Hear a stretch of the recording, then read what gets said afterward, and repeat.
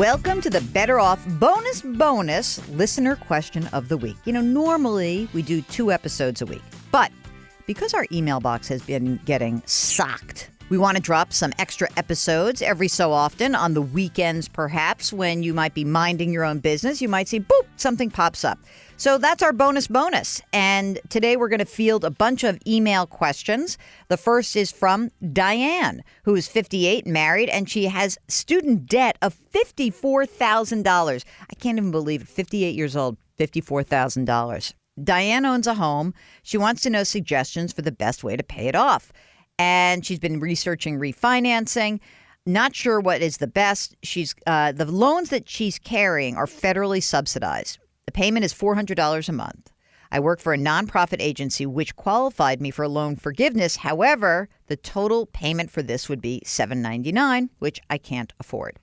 So I don't know what the interest rate is, but because these are federally subsidized loans, I'm thinking that you might just have a pretty cheap interest rate, in which case I'm not sure I would do much with it. And I think maybe your best bet could be, instead of refinancing it, to just keep paying it. And I don't know enough about the rest of your financial life, but, click away at it. And I mean, you could refinance it, but, refinancing, you might get a lower rate, but you start the clock again. I don't know. I would just pay it off and go as slowly as you need to or as quickly as you can, depending on your situation. Here's another question about debt from Bridget, who wants to know, is there a legitimate company to consolidate credit card debt? Yes, there are absolutely legitimate companies to do it. Whether you should do it is another question. Because to me, I kind of think that you're in better shape to negotiate your own debt than any other company. So what do they usually do? They call up the credit card company and they try to bargain. They negotiate. Well, why don't you do that? You could do that. That's fine. And I think that if you were to do that, you might find that you save yourself the fee and you might be better off in explaining why you should get that cheaper rate or longer time horizon. But make the call yourself. I think you'll be better off for doing so. We also got some questions after the Federal Reserve increased interest rates for the second time this year. And someone asked, I have credit card debt of $10,000. How will this new interest rate impact me?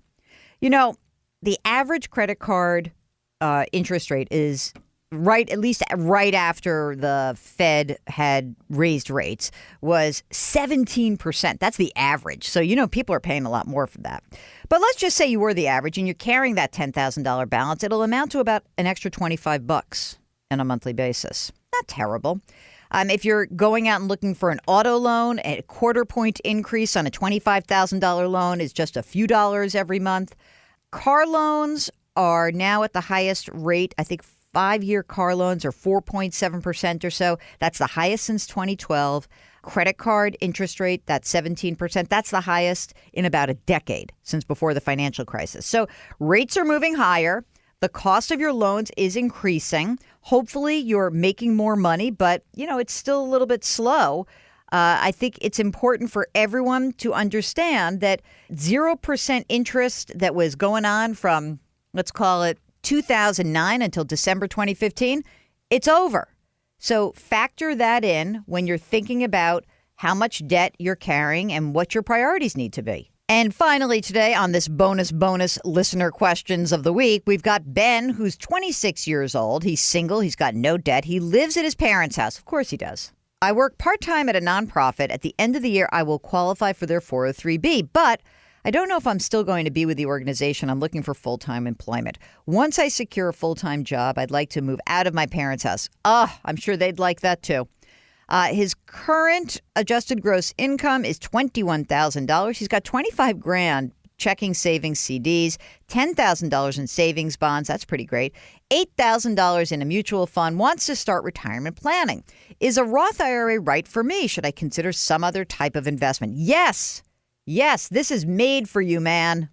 This is you, Ben.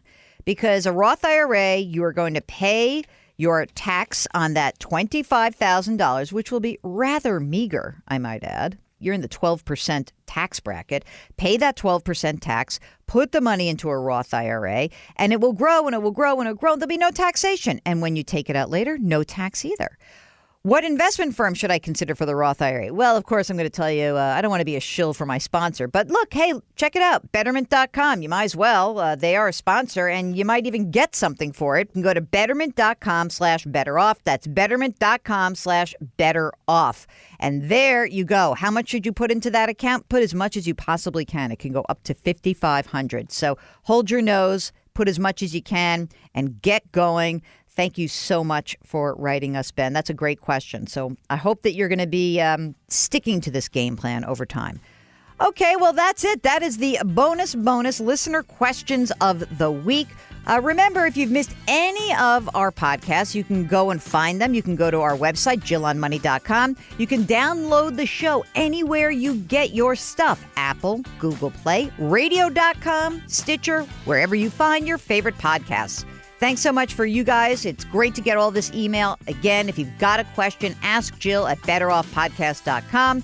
Our new episodes drop every Tuesday and Thursday, sometimes on a weekend. You never know. Our music is composed by Joel Goodman. Mark Talercio is our executive producer. We are distributed by Cadence 13, and we're sponsored by Betterment. See you next week.